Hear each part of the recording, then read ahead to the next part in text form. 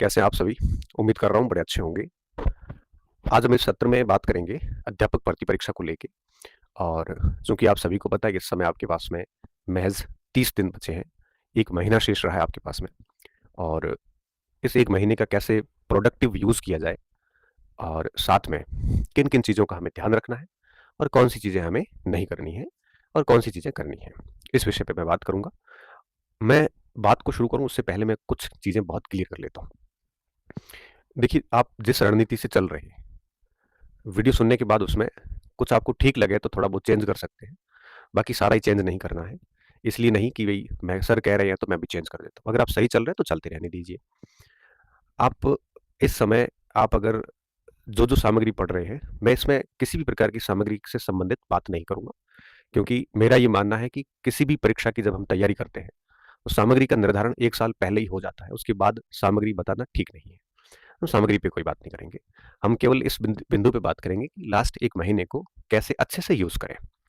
और कई सारे आपके प्रश्न हैं, जैसे सर डिमोटिवेट हो जाता हूँ, सीट देखकर मन नहीं होता पढ़ने का और घबराहट सी होती है सर, याद कुछ नहीं है, ऐसा लग रहा है जैसे कुछ भी याद नहीं है, काफ़ी समय से मैं तैयारी कर रहा हूँ। टेस्ट सीरीज़ में सर मार्क्स नहीं आ रहे हैं, बहुत मेहनत करी है, उसके बावजूद भी उसमें उसका अच्छा स्कोर नहीं बन रहा है। तो इन प्रश्नों के जवाब मैं देने की कोशिश करूँगा, ताकि क्योंकि आपके मन मस्तिष्क में कई बार कोई बड़ा गंभीर प्रश्न घूम रहा होता है, जो हमारे लिए वो गंभीर नहीं होता, क्योंकि हम उन चीज़ों से गुज़रे हुए हैं, तो हमारे पास उसका अनुभव है। तो जब एक कम अनुभवी बच्चा होता है, तो उसके मस्तिष्क में प्रश्न बहुत सारे उठते हैं, और जिसके पास एक्सपीरियंस अच्छा होता है, तो उसके मस्तिष्क में प्रश्न नहीं घूमते, क्योंकि उसको हर बिंदु के अनुभव है उसके पास में, तो वो उन अनुभवों का उपयोग करके उन प्रश्नों के समाधान अपने दिमाग से निकाल लेता है, ढूँढ लेता है वो यहाँ से। तो हम बात करेंगे इन पॉइंट्स पे। आप सुनिए अच्छे से, डेफ़िनेटली आपको फ़ायदा होगा और उसके बाद कोशिश करना कि उस चीज़ों को ढंग से लागू करो। देखिए, आखिरी 30 दिन हमारे पास हैं, 30 डेज़ है, और मैं मानता हूँ कि ये समय कम नहीं है, काफ़ी काफ़ी समय माना जाएगा ये, ठीक है? पहली बात, इस समय में आपको रिवीज़न प्लस प्रैक्टिस, इन चीज़ों पे सबसे अधिक ध्यान देना है। मतलब कम से कम आप अब 30 दिन रहे हैं, तो 1 बार दिसंबर में, 1 बार जनवरी में, 2 बार इसका रिवीज़न आप कम से कम कर लीजिए। बिल्कुल point to point, word to word limit कर लेना। इस स्थिति में 100% ही सिलेबस एक बार रिवाइज़ कर लेना, ठीक है? अगर आपका कोई पोर्शन कमज़ोर है, तब भी उसको एक बार मोटा-मोटा देख लेना। कोई बहुत मज़बूत है, तब भी उसको मोटा-मोटा देख लेना। क्योंकि लास्ट टाइम जो होता है ना एग्ज़ाम का, वो पॉइंट आपकी एक्यूरेसी को बढ़ाते हैं। तो 1 तो 2 बार रिवीज़न कर लेना, प्लस प्रैक्टिस इस समय हर दिन कोशिश करिए कि 1-2 घंटे प्रैक्टिस होती रहे आपकी। अब प्रैक्टिस के लिए आप जितने भी पीवाईक्यूज़ हैं, पुराने ईयर्स के पेपर, कई सारी गाइड्स मार्केट में आती है, वो लाइए और हर दिन 1-2 घंटे उसकी प्रैक्टिस कीजिए। इसके साथ-साथ में विभिन्न कोचिंग सेंटर्स की टेस्ट सीरीज़ भी, वो पेपर भी लेके आ जाइए, मार्केट में खूब मिलते हैं, बच्चों से मिल जाते हैं। उनका एनालिसिस करिए 1-2 घंटे डेली। इससे क्या होगा कि जितनी प्रैक्टिस होगी, उतना आपका कॉन्फिडेंस आएगा, प्लस रिवीज़न अच्छा हो जाता है इससे, प्रैक्टिस से।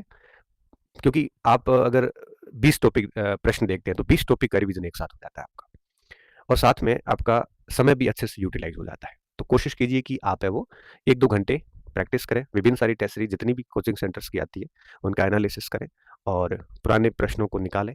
इस तरह से घर बैठे ही करें। अब मुझे लगता है किसी कोचिंग सेंटर वगैरह जाके टेस्ट वगैरह देने की बजाय, है ना? अपने रूम में, लाइब्रेरी में, जहाँ कहीं बैठे हो, वहीं पे आप है वो प्रैक्टिस करें और ढंग से करें, 1-2 घंटे रेगुलर करें, प्लस रिवीज़न करें, ठीक है? ये काम तो आपको परीक्षा तक, टिल एग्ज़ाम तक बनाए रखना है। दूसरी बात, अभी कोई नई सामग्री बिल्कुल नहीं लानी है, क्योंकि मार्केट में सामग्री आती रहती है, और मैं हर बार कहता हूँ कि परीक्षा की तैयारी करने वाला एक गंभीर विद्यार्थी जो होता है, वो अपनी सामग्री का निर्धारण परीक्षा से 1 साल पहले ही कर लेता है। उसके बाद में तो ठीक है, कोई छोटा-मोटा सेगमेंट इधर-उधर करना है तो 6 महीने तक हो जाता है। उसके बाद सामग्री के साथ छेड़छाड़ करना मूर्खता कहलाती है। क्योंकि जब तक किसी भी चीज़ को 4-5 बार नहीं पढ़ते हैं, तब तक वो आपको बेनिफिट नहीं दे सकती। इसलिए अब इतना समय नहीं रहता। अब तो क्या, मैं कहता हूँ दीपावली के बाद से 4 महीने भी सामग्री को चेंज करने वाला समय नहीं होता। ठीक है, कोई 1 साल पहले करो, फिर कोई एक आधा सेगमेंट करना तो कर लो, ठीक है? तो नया कुछ भी नहीं पढ़ना। प्लस इस समय आपको मार्केट की हवा से बचना है। मार्केट की हवा क्या होती है? मार्केट की हवा आपको थड़ी पे मिल जाएगी, जहाँ बहुत सारी बातें होती है कि सीट नहीं है, ये नहीं है, वो हो जाता है, ये हो जाता है, जहाँ पे कई सारे बड़े-बड़े ज्ञानी लोग बैठे हुए होते हैं। उनको पढ़ाई के अलावा सारा ज्ञान होता है। ऐसे लोगों से बचें। मार्केट की हवा लाइब्रेरी में भी चलती है, चाय की थड़ी पे चलती है, विभिन्न जगहों पे, कोचिंग सेंटर्स के बाहर, ऐसे बहुत सारी जगह होती है जहाँ पे ऐसी चलती रहती है। मार्केट की हवा आपको सोशल मीडिया पे भी देखने को मिलती है, वो टेलीग्राम पे हो सकता है, व्हाट्सएप पे हो सकता है, ग्रुप्स में देखने को मिल सकता है। एटलीस्ट लास्ट 1 महीना तक आप इन चीज़ों से बचें, क्योंकि ये आपको ओवर थिंकिंग करवा देगी, मतलब बहुत अधिक सोचना। और जब दिमाग बहुत अधिक सोचता है तो निश्चित तौर पे वो मेन काम करना भूल जाता है और बाकी सारे कामों में अपनी ऊर्जा व्यर्थ कर लेता है। तो इस समय मार्केट की हवा से बचना भी मुझे लगता है एक बड़ी सफलता है इस समय। इसके साथ साथ में अगर आपको इस समय लगे कि हमारे टेस्ट में नंबर वगैरह कम आ रहे हैं, अब अव्वल तो ये है कि इस समय टेस्ट सीरीज से हमें बचना चाहिए। फिर भी अगर कम आ रहे हैं तो कोई इश्यू नहीं है, क्योंकि हो सकता है आपने टेस्ट सीरीज बनाने वाले अपने मटेरियल से बनाते हो, आपका अलग होता हो। तो अगर ऐसा हो रहा है, आपको डिप्रेस हो रहा है, आप डिमोटिव हो रहे हैं, तो आप छोड़ दीजिए फिर टेस्ट सीरीज, कोई ज़रूरी नहीं है टेस्ट सीरीज सफलता की कोई आवश्यक शर्त नहीं है। ठीक है, एक प्रैक्टिस का माध्यम है और इसको लेके ज़्यादा लोड नहीं लेना है। हालांकि मैं तो मानता हूँ कि टेस्ट सीरीज जो होती है वो एक रिगोरियस होना भी चाहिए, प्रैक्टिस हमेशा शानदार होनी चाहिए, ये पहले से मैं मानता आया हूँ इस चीज़ को। बट अब लास्ट 1 महीना है तो टेस्ट वेस्ट से, कोचिंग वोचिंग से बच के केवल खुद को समय देना चाहिए, खुद की तैयारी को टाइम देना चाहिए। अगर आप इस समय बहुत डिमोटिवेटेड हैं, आपको लगता है कि हमारा दिमाग काम नहीं कर रहा है, या फिर जो भी सिलेक्शन होगा कि नहीं होगा, सीट बहुत कम है, अगर ये चीज़ें दिमाग में आ रही है, आप बस एक बात सोचना। जैसा कि मेरी खुद की एक स्ट्रेटजी हुआ करती थी, मैं किसी भी एग्जाम की तैयारी इस उद्देश्य के साथ नहीं देता था कि मेरा सिलेक्शन होगा। ठीक है, अंतर्मन से रहता था कि नौकरी लग जाए तो ये भगवान न्याल हो जाए, लेकिन बाहर से ये रहता था कि फेल होंगे, इससे ज़्यादा क्या होगा। फेल माइंडसेट के साथ ही जाते थे। बहुत तरीके से तैयारी कर लो और वो बिल्कुल उम्मीद मत रखो। देखो 1000, 1500, 2000 सीटें हैं तो कोई बात नहीं।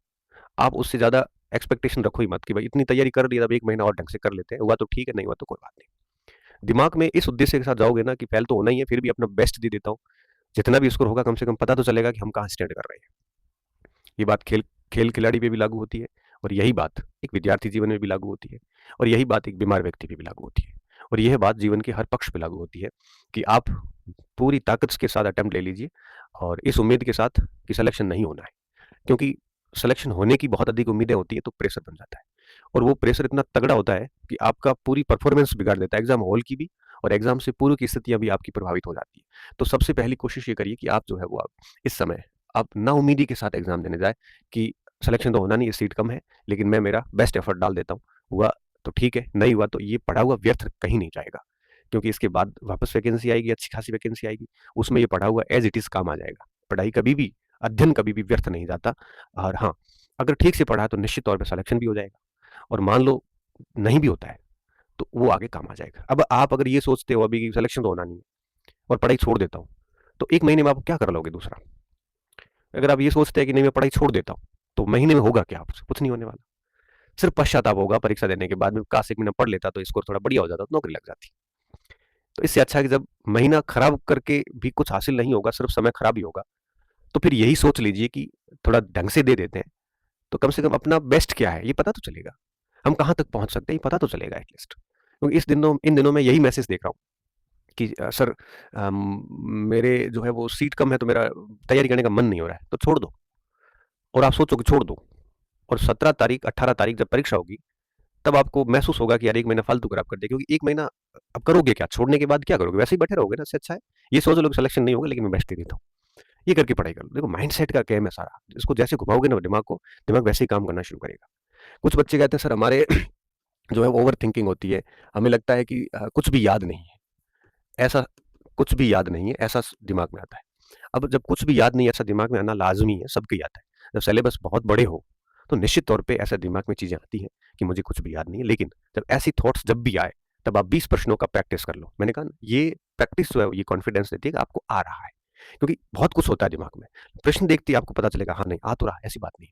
मुझे खुद को अच्छे से पता, जब भी चीज़ें लगती थी ना कि यार कुछ भी पढ़ा हुआ नहीं है जैसे लग रहा है, तो उस समय 10, 15, 20 प्रश्न पुराने देख लिए, मिलाता है तो लगता है हाँ आ तो रहा है। तो जब भी ऐसी फीलिंग आए ना, थॉट्स आए ना, उस समय आप प्रैक्टिस करने बैठ जाओ। आप देखना आधे घंटे बाद आप कॉन्फिडेंट हो जाओगे, हाँ ऐसी स्थिति हमारी खराब नहीं जितना मैं पहले सोच रहा था।